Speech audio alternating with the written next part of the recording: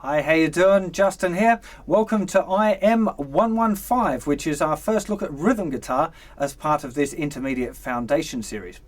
Now, what we're going to be looking at today is an introduction to 16th note strumming. As part of the beginner's course, we mainly looked at 8th note strumming patterns.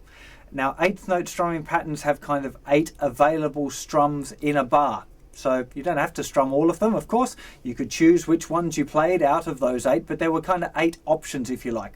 We always strummed down on the beat, which was the 1, 2, 3, and 4, and we had in between each one of those an up strum. So we kind of had 1 and 2 and 3 and 4 and. They were our options, and we could choose just 1, 2, 3 and 4, or 1 and 2 and 3 and 4. Whatever, it didn't matter. That was how our hand was moving. We just had 1 and 2 and 3 and 4 and. And it kind of suits a lot of styles, that 8th note strumming, and it sounds really good, and it's an important part of playing guitar. It's not like a beginnery kind of thing, you know, it's an essential skill that everyone uses. But there's another slightly more interesting type of strumming, which is this 16th note strumming. Now, the first interesting thing about 16th note strumming that you can look at, and it's a nice introduction to it, is instead of playing 8th notes with a down and an up, you strum them all as down. So instead of having, if we had here our beat, 1 and 2 and 3 and 4 and down, up, down, up, down, up, down. We go 1 and 2 and 3 and 4 and down, down, down, down, down, down, down, down. So it's essentially the same rhythm. We're still just looking at 8th notes, 1 and 2 and 3 and 4 and, but instead of going down, up, down, up, down, up, down, up, we go down, down, down, down, down, down, down, down.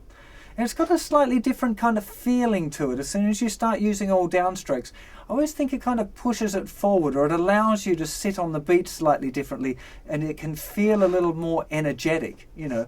So if I just do it again now, and if you just listen, so here's the first one.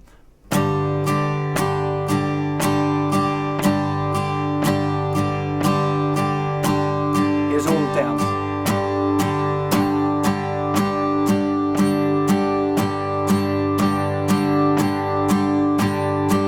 Still strumming the same, still tapping your foot the same. Down, down, 3. Still only tapping on your foot on the 1, 2, 3 and 4. Yeah? 1, 2, 3, 4. It's really important that you've got that foot tapping still just on the 1, 2, 3 and 4. Now, of course, some of you probably already realised that if I'm doing all of those downstrokes, then there's an up strum in between every one of those. I'm just not playing it at the moment. So eventually what you end up with, instead of having a beat, like a 1, 2, 3 or 4 being divided by 2 with a down and an up, we end up being able to divide it by 4. So down, up, 1 E and a 2 E and a 3 E and a 4 E and a, there's our ands. 1 and 2 and 3. That's all downstrokes. Then we add in the ups as well. 1 and a 2 E and a 3 E and a 4 E and a. Now we've got a new counting system for this. We still keep the 1 and the and, or the number and the and, but we also add now an E and an A for the upstrokes. So the count that we end up having is 1 E and a, 2 E and a, 3 E and a, 4 E and a. And it's a very good thing to practice. I know it sounds funny to be doing that, but it's a good thing to actually just practice speaking and saying 1 E and a, 2 E and a, 3 E and a, 4 E and a.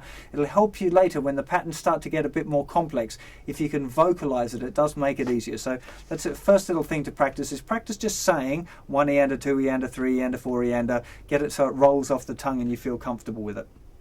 Now, what's really important here is that, and it's a mistake that a lot of people make when they start doing 16th note strumming, is that they've built up a connection between a down strum and a foot tap, which when you're doing 8th note strumming is great. That's a really important thing to be doing. But when you start moving into 16th note strumming, you need to remember that you're just tapping your foot on the beat, on the 1, 2, 3 and 4, not on the down strum. Because remember, we're now doing a down strum on the and as well.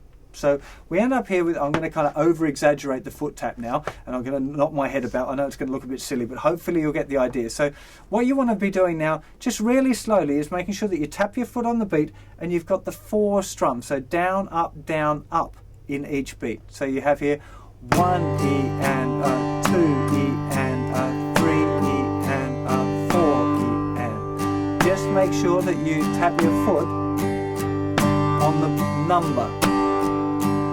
1 E and a, 2 E and a, 3 E and a, 4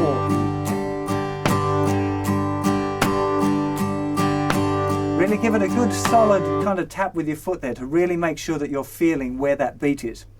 Now, something that can help you doing that as well, if you're struggling with the foot thing, leave the foot off for a little while and just try and accent the beat. So make the one that's on 1, 2, 3 or 4 louder with your strum, and or make the other ones quieter is often a good little trick to think of it, or both. Make your accent louder on the 1, 2, 3 and 4 and make the other ones quite softly strummed. You know, we've experimented a bit with dynamics already. You know, this is kind of putting it into use. So if in that case, forget about the foot and just have 1 and 2 and 3 and 4.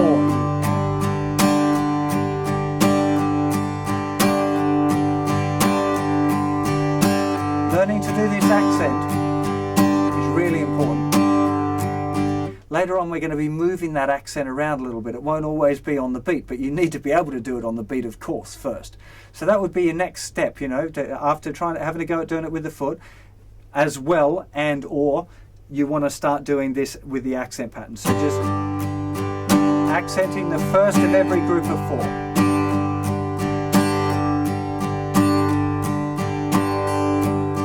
Maybe add your foot in as well. Trying to keep it as even as you can.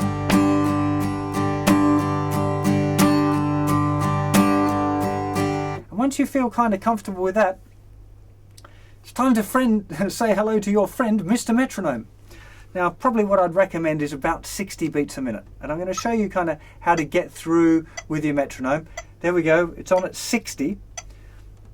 And what you're going to start off with, just strum on the beat. This is an easy way to get into working with the metronome, just with a downstroke. Then add the ands, 2, just all downs.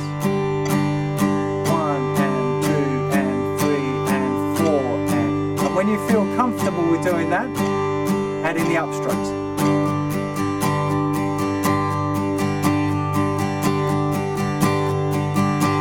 And with the accent, of course.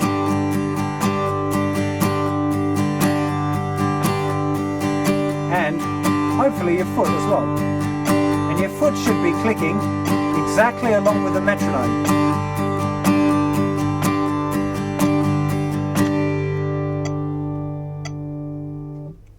Now, a lot of people struggle with this, especially getting the foot to just tap on the beat. It's not difficult, as with most other things on the guitar. If you can't do it, the trick is to do it slower. So even if you end up going like